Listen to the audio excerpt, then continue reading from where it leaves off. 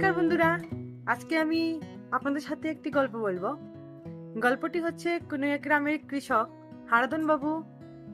উনি প্রথম ছেলে, ওনার প্রথম ছেলে রাম যখন 4-5 বছর বয়স, তখন ওনার স্ত্রী মারা যায়।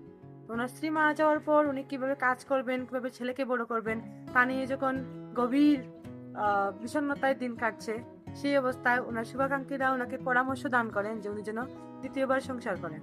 তো সেই কথা উনি উপলব্ধি করতে পারেন এবং বুঝতে পারেন যে ঠিকই তার দ্বিতীয়বার বিয়ে করা উচিত। সেই অবস্থায় তিনি দ্বিতীয়বার বিয়ে করেন। দ্বিতীয়বার বিয়ে করার পর ঠিক 4 বছর যখন চলে যায়, তখন দ্বিতীয় স্ত্রীও মারা যায়, সঙ্গে একটি ছেলে রেখে। সেই ছেলের বয়সও 4 ছিল, অর্থাৎ হারাধন বাবুর 2 ছেলেই মাতৃহারা। সেই মাতৃহারা 2 ছেলেকে কুলে পিঠে করে অনেক দুঃখে কষ্টে হারাধন বাবু বড় করেন। 2 ছেলের মধ্যে বড় ছেলের নাম হলো রাম এবং ছোট ছেলের নাম হলো লক্ষণ। বড় ছেলে রামকে বিবাহ দেন হারাধন বাবু। বিবাহের ঠিক 2 মাস পরেই হারাধন বাবুর মৃত্যু ঘটে যায়।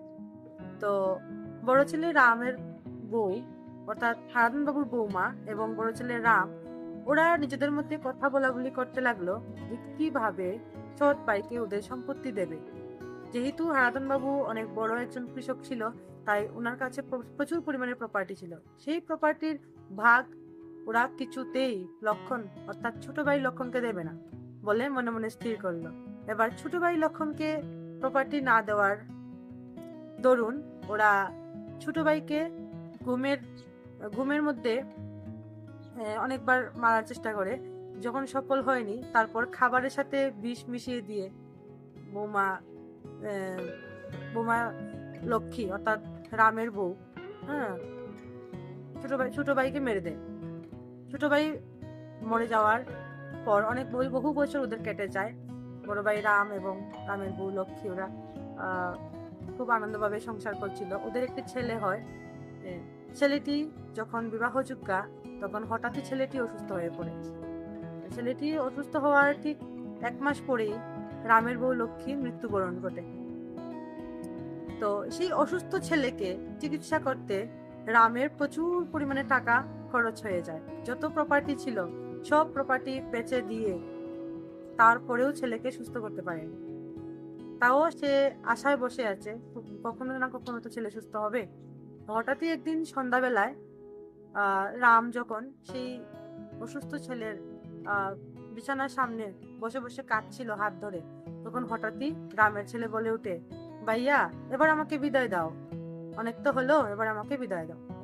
রাম বলছে, কি বলছিস, তুই তো আমার ছেলে, ভাইয়া বলছিস কেন? তখন সে বলছে, আমি তোমার ছেলে নই, আমি তোমার সেই ছোট ভাই, মনে পড়ে কি কিছু? সেই যে তুমি আর বৌদি মিলে আমাকে বিষ খাইয়ে মেরে ফেলেছিলে, আমি সেই ছোট লক্ষণ তোমার ঘরে তোমার ছেলে রূপে জন্ম নিলাম, তোমাকে এটা বোঝাতে যে কাউকে ঠকিয়ে কোনো কিছু পেতে গেলে কি হয়, এবং কাউকে মেরে দিলে, কোনো আপন মানুষকে যদি কোনো আপন মানুষ মেরে দেয় তাহলে তার কতটুকু যন্ত্রণা হতে পারে, সেটাই তোমাকে উপলব্ধি করতে চেয়েছিলাম।